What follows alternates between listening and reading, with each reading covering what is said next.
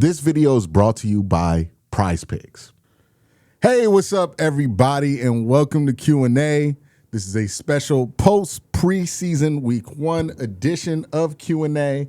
We got our first question from Ninja Nerd, but before I get to this first question, I got to make sure you guys know how to find the Q&A prompt. I wonder how many people instinctively skipped ahead right when I started saying that because they thought I was about to throw the PrizePicks.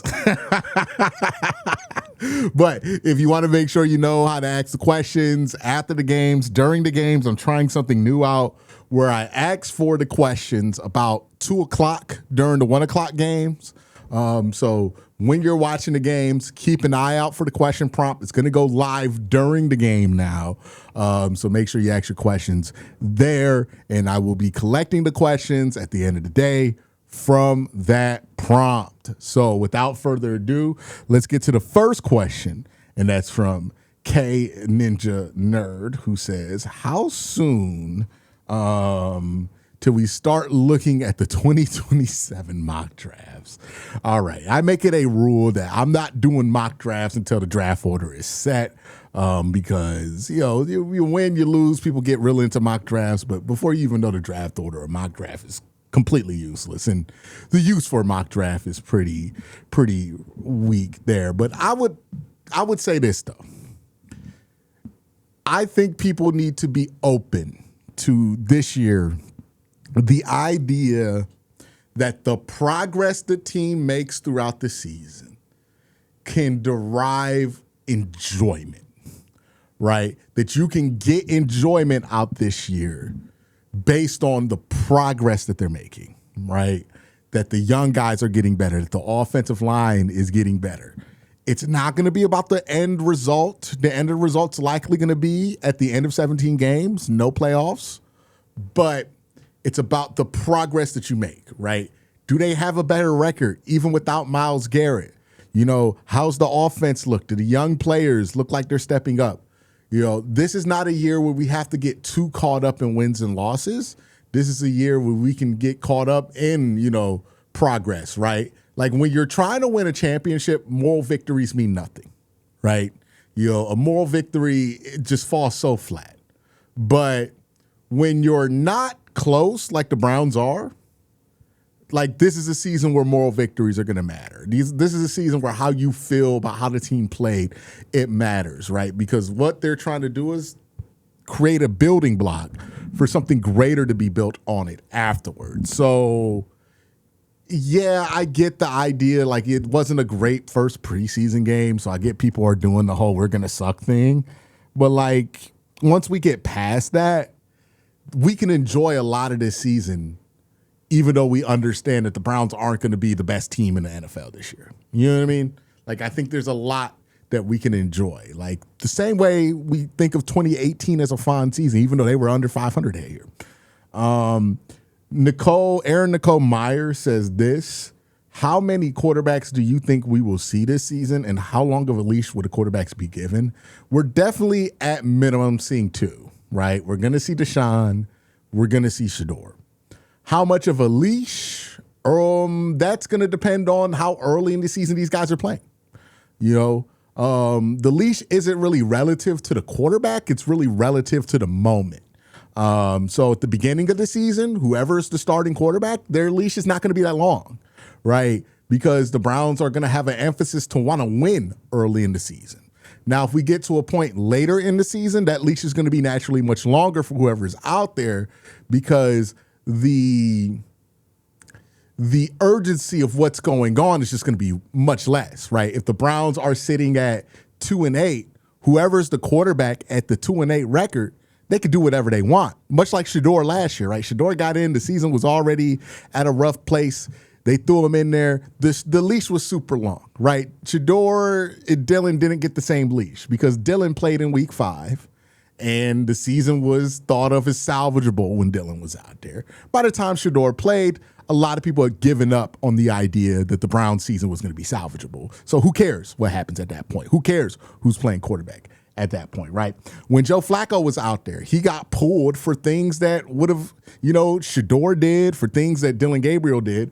But the reason it got Joe Flacco pulled was because It was the beginning of the year, and the leash for a quarterback at the beginning of the year is much smaller because the level of importance of the game are much higher because you're playing, like you haven't eliminated yourself from playoff competition yet.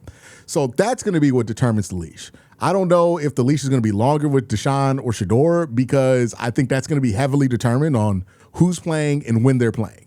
If Shedeur is playing at the beginning of the season and he throws a couple of bad interceptions that cost the Browns games, he's going to get pulled. If Deshaun is playing at the beginning of the season, he does the same thing, he's going to get pulled. But if Deshaun or Shedeur are throwing bad interceptions in week 15 and the Browns have 2 wins, then they might not get pulled because at that point, it is what it is with the quarterback position. So that's really what I think determines the leash. I know everybody talks about it relative to the player. I think the leash is relative to the moment of the season. So keep that in mind. Tooth Enthusiast says this: unbiased thoughts on Watson. Thought he actually looked mid to decent considering it's been since 2024, but it's impossible to have a rational football conversation about him sometimes. Yeah, I would agree. Watson is polarizing. Shedeur is polarizing. This is just a hard quarterback room to talk about and expect a normal reaction. But yeah, I think I said this. You guys haven't seen this yet, but you're going to see this in my Monday video. My stock up video for Deshaun, I put him on there. And part of what I cited was, hey, he hadn't played in 650 days, and he looked a lot better than the last time I saw him off a 700-day layoff, and just like the last time we saw him, period, right? So, like, what we saw from Watson in the preseason today was better than 2024 Watson.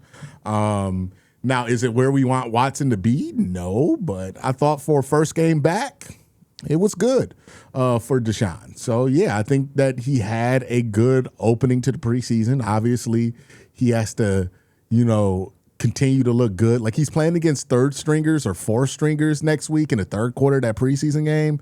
He should look amazing in that second half of that game, right?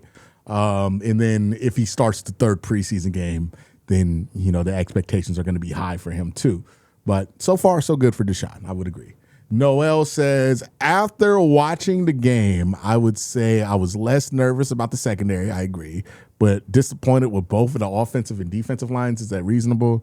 I'm less disappointed with the offensive line than you. I think we didn't really get to see the starters that much. The defensive line, yeah, I agree with you. I think they were a little disappointing. And I would agree with you on the point about the secondary. I think the secondary was actually a lot stronger than I thought they were going to be. We're going to continue with more questions, but first I got to thank my sponsor, PrizePicks. PrizePicks is America's #1 sports pick app. The app is really easy to use. For player picks, just pick more or less on a few player stats and lock in your lineup. That's it. Rather just pick teams, PrizePicks has that now too. Just pick the winner, spread, or total in any game or fight. PrizePicks is available in most states, including California, Texas, and Florida. Plus, you can even follow me on the app at Quen_C. Tell my picks, one click, and follow your friends too. Best of all, play your first $5 and get $150 in lineups if you win. Just use the promo code HMA when you sign up. That's right. PrizePicks just switched up their offer, so there's no better time to join. Lock in and win with that first lineup. That's code HMA at sign up to get $150 in bonus lineups if you win with your first $5 or up lineup. MT says, run game looks awful. With all the new faces on the offensive line, is it going to take a while to build cohesion and to get the run game getting to where they can adjust it quickly? Are these struggles just a learning experience, and will they help them figure out what they need to work on an upcoming joint practice session next week? So there have been a couple of things that have happened since camp is open that I think have not broke the Browns' way. The first thing that's happened is the injuries at center, right? I think the Browns wanted to play Elgin Jenkins at guard. They had so many injuries at center, they just had to call Elgin Jenkins to center and then just call somebody to start at right guard and just call it a day. Right? So that didn't break the Browns' way. The other thing that hasn't broken the Browns' way is the Browns have had little small injuries on this offensive line all camp. And it's made it so that, like, very rarely have we gotten to see on all 5 of these starting offensive linemen play and build cohesion with each other. So I think that's certainly factoring into how they looked in the run game. Also, all these guys are learning this run game for the first time. And, the run game, more so than the pass game, in my opinion, more so than pass protection, requires a lot of timing and a lot of chemistry in order for this to work, right? When I break down run plays, I make the point of it's like watching gears in motion, right? One thing sets up the other and gets that gear rolling and so on and so forth. And it's really fine-tuned machinery, right? The run game. It's very underrated. A lot of people think running the ball is not complicated. It is much more complicated than people give it credit for, and as complicated to put together as a passing concept, right? The complication with the passing concepts with the quarterback and the wide receiver, the complication with a running concept is with the offensive line and running, right? But there's a lot going on. And pass protection looked fine, but the run blocking in this game was a little off. I think the timing and these guys just don't have a good feel for each other yet in the run game. They don't know when to hit certain spots. They're not confident. They still feel like they're installing this run game. You know what I mean? So I just think they're behind. I don't think that they're not capable. I think the problem is they're behind. And the problem with being behind means that problem is probably going to leak into the regular season. And look, we were already expecting about 6 weeks of the regular season to have offensive line issues. It might leak in a little longer than that, unfortunately, right? Because it feels like they're behind on this run game. It feels like they're still in the install phase, that they're not confident about where they need to be. And we got a few weeks until they have to play a game. And that's not a good place to be in. So, yeah, some of this is learning experience. I don't think the issue is that they're not talented enough. I think the issue is they're just behind on install, quite frankly. Kobe says this, hey, Q, do you think it would make sense to bring in a vet for the Yes. Yeah, we need more tight ends. We need to bring in somebody who could be good as tight end too. Preferably somebody who could block and maybe even do a little fullback. But yes, I agree. I was hoping that we handled this in the offseason, but yeah, now that we're here, yeah. Rat says this, did special teams show the most growth? I agree with this take. I think so. We saw good special teams coverage, both in punts and kick returns. Thought they did a good job there, solid job, better than they did last year, most certainly. And I thought for the most part, the return stuff was fine. Casey Concepcion is the big one to watch there. He had a really nice game in the return game, or a really nice return early in this game. Hopefully that's indicative of what he can do there. And then the field goal kicking was really good, right? In tough conditions, natural grass, windy weather, empty stadium. I don't think we talk about this enough, but empty stadium probably makes it harder to kick because there's less to absorb there. Maybe it's harder to kick in a full stadium because it's louder. I would love if there is, I don't know why there would be, a former NFL kicker in chat right now. Or maybe even a former high-level college kicker. Let me know what you think about that. Is it easier to kick in an empty stadium or is it harder to kick in an empty stadium? Because I could see that the wind probably is more unpredictable in an empty stadium because there's more smooth surfaces for it to go against, and there's less for the wind to slow down the wind.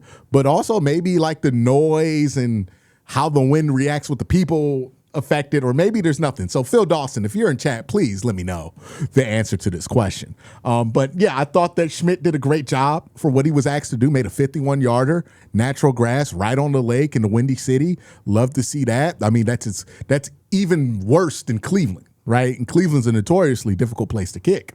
So really love to see that progress from Schmidt. He's going to be important because we're going to have to kick a lot of field goals this year if we want to win some games. So yeah, I would say special teams was good. I don't think Bojorquez played. I think I need to see him be able to coffin corner some punts a little better than he did last season because it was certainly an off year for him. But yeah, I was pretty happy with special teams. FBI agent says this: should we trade for Anthony Richardson? Well, just found the title of this video.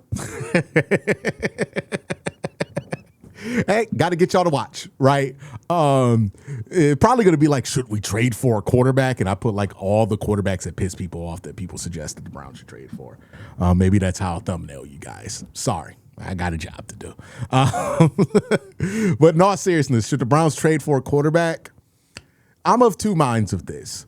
One, if the Browns are serious about like their goals to win, because they talk about it all the time when they're up there, right? Andrew Berry, Todd Monken, all the players, Jimmy Haslam, they talk about they expect to win. If they really have expectations to be a 500 football team this year, then they really should trade for a quarterback, right? If they're more like me and they're like understanding, hey, this team's going to be under 500, there's going to be some growing pains, we're not really living this season by the win-loss record. Like, that's my perspective on it. If they have that perspective, then they shouldn't trade for a quarterback, because I think the whole purpose of this quarterback room is cost effectiveness, right? They did not build this quarterback room to be the best possible room that they can have. They built this quarterback room to be cheap. Right? Deshaun Watson's going to take up $40 million no matter what. If you cut him, he'll be even more expensive. So you just kind of got to sit on that contract to be the most cost effective of what you can do. And then you have a bunch of rookie contracts.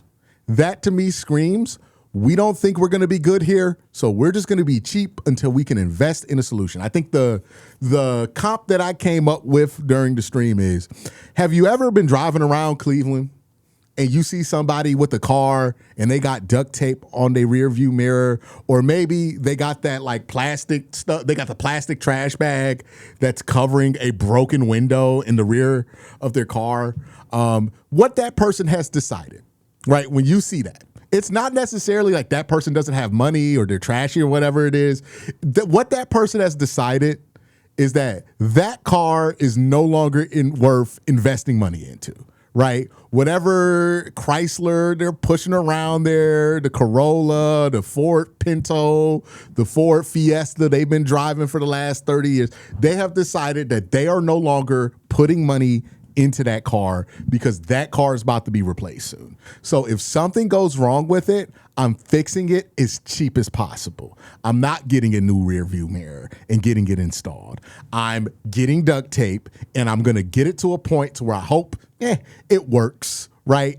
I'm not going to fix the rear window of my car and get it fixed because I don't care if this car is completely fixed, because I'm about to get rid of this car. So instead, I'm going to put some plastic here, hope it doesn't leak, and get on with my day as long as this car gets me to work, right? Some of you guys might be driving in a car like that or a situation like that. I know I've had to do that before, right?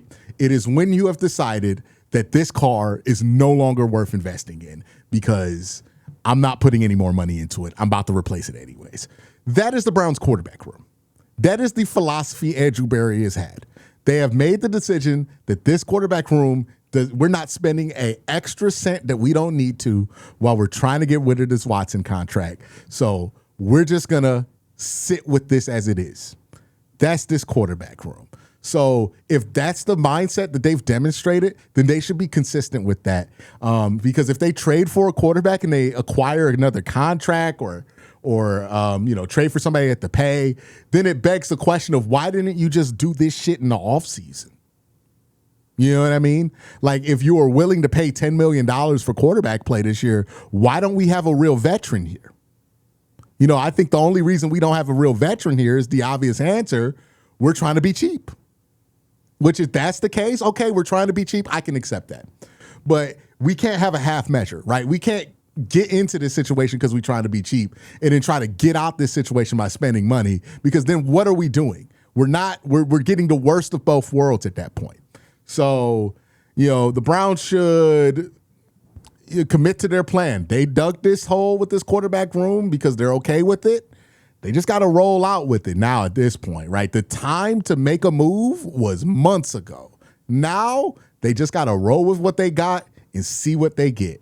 Jamari Porter says this. Hey, Q, I didn't see too much of Deshaun throwing it deep in his time playing. Is that something to be concerned about? Nah, I don't think so. He's thrown it deep plenty in practice.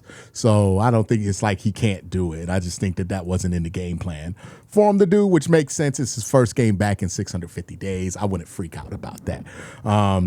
But that's it. That's Q&A. Y'all have a great day. Have an even better night. Peace.